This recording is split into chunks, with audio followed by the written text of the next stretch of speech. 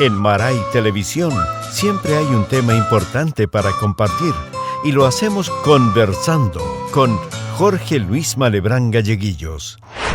Hoy hablaremos sobre cambio climático junto al geólogo de la Universidad Santo Tomás Copiapó, Matías Sepúlveda. ¿Qué tal? ¿Cómo les va? Gusto de saludarles. Bienvenidos a este ciclo de programas Conversando a través de Maray Televisión. En esta oportunidad vamos a tratar temas de contingencia y uno de los temas de contingencia particularmente en estos días dice relación con el cambio climático, tema no menor naturalmente. Para ello estamos conversando en esta oportunidad con don Matías Sepúlveda, geólogo de Santo Tomás Copiapó, a quien le damos la más cordial bienvenida.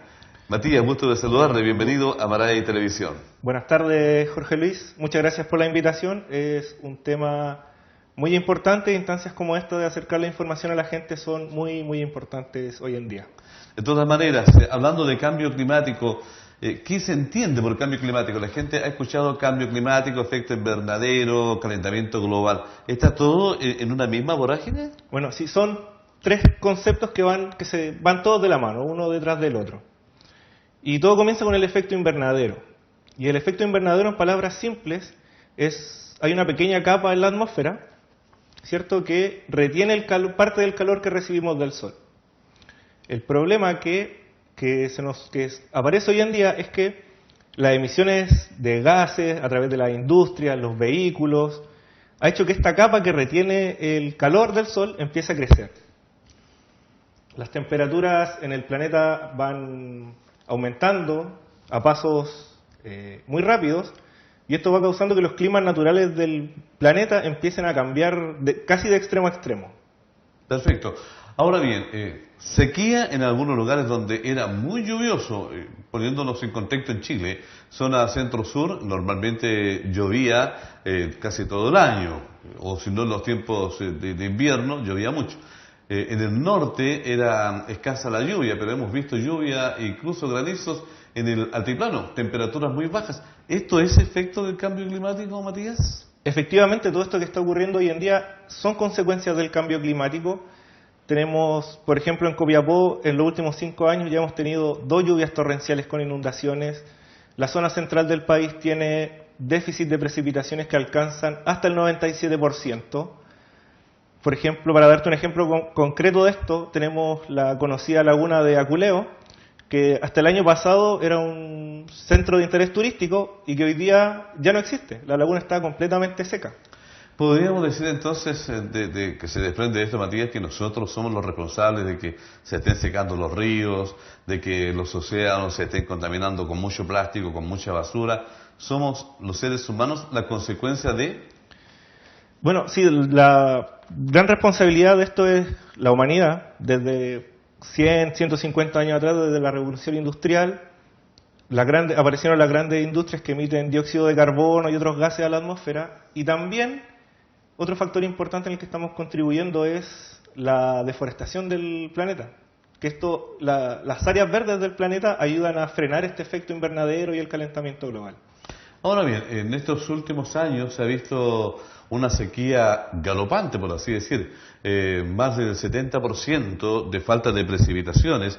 Esto conlleva también a que el cambio climático se haga presente. Tengo entendido que estamos ante unas sequías más espectaculares de los últimos 50 o 60 años. Efectivamente, estamos quizás más que 50, 60 años que no teníamos tales déficits de precipitaciones. Hay regiones del país, del centro-sur, que prácticamente no ha llovido en todo lo que va del año. Caramba, es preocupante esta situación. Ahora, la ONU, en un estudio reciente, ha señalado que el consumo de carne de vacuno provoca algunos gases que van a la atmósfera, que incluso contaminarían, Matías, dígame si estoy equivocado o no, proporcionalmente, 1 kilo de carne podría contaminar más de 10 vehículos juntos en funcionamiento. En efecto, la industria ganadera es la segunda industria que más contamina y que más aporta al efecto invernadero y al calentamiento global. Aporta casi el 20% de las emisiones de gases a la atmósfera. Hablamos del agujero en la capa de ozono. ¿Es efecto de esto mismo que estamos viviendo como cambio climático? Sí, el agujero en la capa de ozono Bueno, la capa de ozono es una pequeña barrera que existe en la atmósfera que evita que recibamos toda la radiación del Sol. Y estos gases de efecto invernadero lo que han ido haciendo con el paso del tiempo, la han ido adelgazando, o en algunas partes puntuales del mundo ya no existe esta capa. Entonces estamos recibiendo de manera directa mucha más radiación solar que antes. Ya estamos bien dentro del programa, ya conversando con Matías Sepúlveda, geólogo de Santo Tomás, Copiapó. Y le hago la pregunta, ¿existe realmente el cambio climático entonces? Sí, el cambio climático existe y siempre ha existido. De hecho, en la historia del planeta han habido varios procesos, no solo de calentamiento, sino que también de enfriamiento del planeta, lo que se conoce como las famosas eras glaciares. Pero este cambio tendía a ser paulatino, que se demoraba cientos de miles o hasta millones de años. Ahora, con los aportes que está haciendo la humanidad de gases a la atmósfera, este proceso que se demoraba 1 millón de años, hemos visto el cambio en un par de décadas. Ahora, ¿se puede frenar o no se puede frenar esta situación de cambio climático? Sí, todavía estamos a tiempo de frenar el cambio climático. Pero si frenamos el cambio climático, ¿qué efectos secundarios podría traer para el ser humano, para la vida en el planeta? Yo creo que todos los impactos que vienen son positivos. No hay que hacer grandes sacrificios para frenar el cambio climático. Estamos hablando de una disminución del consumo de carne, como hablábamos recién, es una de las industrias que más aporta este efecto. Tener un cuidado más consciente del uso de la energía, apagar luces, apagar televisores cuando no estemos en las habitaciones. Si podemos y tenemos espacio, quizás mantener una pequeña área verde en nuestras casas. O sea, tendríamos que también cambiar un poquitito los hábitos alimentarios que tenemos hasta este minuto. Sí, pero no hablamos de cambios extremos, no hablamos de dejemos de lleno la carne. Quizá un asado menos que nos comamos al mes ya es un aporte a frenar el cambio climático. Ahora bien, este cambio climático está afectando en este minuto, ya viene desde hace algunos años. ¿Cómo ve usted el futuro de esta situación si continuamos viviendo y deforestando, contaminando nuestro ambiente? Bueno, si continuamos este paso, en un par de años esto ya no va a tener freno, no vamos a poder ni siquiera hacer el intento de volver a comer anteriormente. Y estos cambios de temperatura, de clima tan rápido nos llevan literalmente a extinciones de especies animales, vegetales. Vamos a tener cambios en el clima para los que no estamos preparados. Por ejemplo, las lluvias torrenciales que hemos tenido en Copiapó en los últimos años, para los que no estamos preparados, son un ejemplo de eso.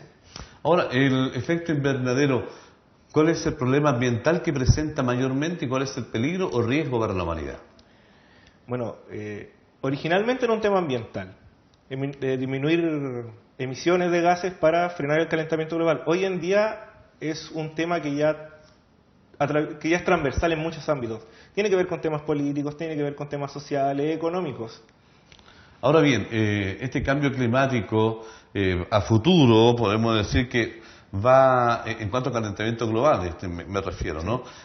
¿Vamos a tener más altas temperaturas o más bajas temperaturas? ¿O va a ser totalmente distinto? Como que se invierten los polos. Tiene más relación con lo segundo que tú dices, que esta inversión de los climas.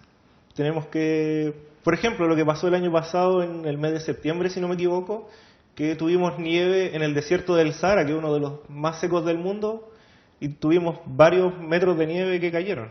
Lo mismo va a pasar, zonas que antes eran muy lluviosas van a ir de a poco pasando por etapas de largas sequías. Ahora, ¿la energía nuclear, don Matías, es una solución para el cambio climático? Es una de las soluciones, sí. Las Naciones Unidas han planteado el uso de la energía nuclear como una solución, pero también entienden que no todos los países tienen estándares de seguridad, profesionalización, condiciones geográficas para poner plantas nucleares. Miremos, por ejemplo, Japón, que es uno de los países más desarrollados que hay en el mundo, viven de la energía nuclear, pero también de tanto en tanto están teniendo accidentes nucleares. Ahora, el protocolo de Kioto, le pregunto por este protocolo que es tan importante, que mucho se ha hablado de ello, se ha estudiado. ¿Sería una solución también para el cambio climático? Bueno, cuando se firmó originalmente el Tratado de Kioto, se pensaba que era la solución. Pero en realidad el Tratado de Kioto involucraba a muy pocos países, solo 37 de todos los países involucrados, y era un compromiso simplemente a bajar las emisiones de dióxido de carbono que causa el efecto invernadero. Ahora, a medida que ha pasado el tiempo, sí se han firmado otros acuerdos, otros tratados. Por ejemplo, está el Protocolo de Montreal, los acuerdos de Cancún, el Acuerdo de París, que es el que se ha hablado ahora último, donde ya los países se comprometen con acciones concretas, con fechas, con plazos. Por ejemplo, en el último acuerdo, Chile se compromete a través de la CONAF a reforestar 200.000 hectáreas de bosque nativo. Ahora bien, el gobierno central es el único responsable políticamente hablando de poder frenar y dar una solución al cambio climático, o hay una bajada a las regiones también donde se podrían hacer responsables políticamente hablando. El gobierno central no es el único, pero sí es el primero y el que debería estar liderando las medidas para controlar el cambio climático. Hoy en día tenemos ese acuerdo que se firmó internacionalmente de reforestar, que eso ayuda a frenar el cambio climático. Hace unos meses el Ejecutivo anunció el plan de descarbonización de la matriz energética del país, es decir, cambiar las plantas de carbón por una producción de energía más limpia. Y también a nivel ya regional, comunal, las autoridades tienen que preocuparse de contaminación, quizás de mantener áreas verdes. Ayer estábamos bordeando los 38 grados y apareció en redes sociales que había gente cortando árboles aquí en la salida sur de Copiapó. Y cada árbol que cortamos nos va alejando más de la meta de frenar este cambio climático. Caramba, qué interesante es todo esto, porque estudios también recientes hablan, señor Sepúlveda, acerca de una situación que no es menor. Al año 2050 dice que las temperaturas, si en la región de Atacama, claro, como usted lo indica, llegan a 38 grados en esta época del año, que es invierno, en 2050 estarían bordeando los 40, 42 grados fácilmente.